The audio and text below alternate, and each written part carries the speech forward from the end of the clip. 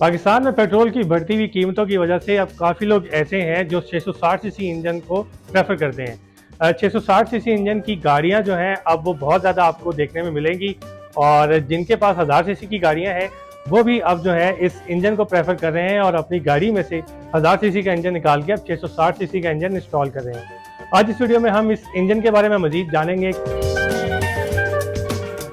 आजकल ऑटो का दौर है भाई।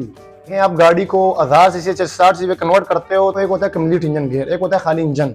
जो खाली इंजन है वो 30,000 रुपए का है। कंप्लीट इंजन गियर आपने लेना है। कंप्लीट इंजन गियर हो गया, उसके साथ वायरिंग हो गया, कंप्यूटर हो गया, सल्फ जनरेटर एक मुकम्मल सेट जो आपने लेना है 60-70 हज़ार का खर्चा है। तो यार बेस्ट है यार। मैं कहता हूँ कि एक दफा बंदा खर्चा कर लेता है ना तो उसे गाड़ी का देखो पैसे तो लग जाते हैं, मगर भाईजान काम बहुत अच्छा हो जाता है उनका। उनको खुशी होती है, गाड़ी हल्की हो जाती है। गाड़ी के चलाने में जमीन और आसमान का फर्क आ जाता है उसमें। हमने जितनी भी गाड़ियां की अल्हम्दुलिल्लाह किसी की भी शिकायत नहीं है। बहुत अच्छी एवरेज देती है, 18-20 एवरेज देती है फुल एवरेज। और मैनुअल करनी है आपने, मैनुअल में एवरेज थोड़ी सी ज्यादा हो जाती है। 660 सीसी का आप वीटेक वाला इंजन लगाओ, पहाड़ी इलाके में बेहतरीन चलता है।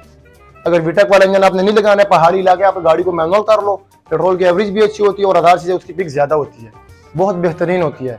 बेगम होकर आप चला सकते हैं, बेशक पहाड़ी इलाका हो, बेशक आप लोकल पे चलाते हो। पाकिस्तान में इस टाइम जो भी छोटी गाड़ियां हैं जिनमें Mehran, Alto, VXR, Mira, Wagon R, ये जो गाड़ियां हैं इनके अंदर ये 660 सीसी इंजन इंस्टॉल हो सकता है। और इस तरह के मज़ीद वीडियोस देखने के लिए आप देखते रहिए urdunews.com।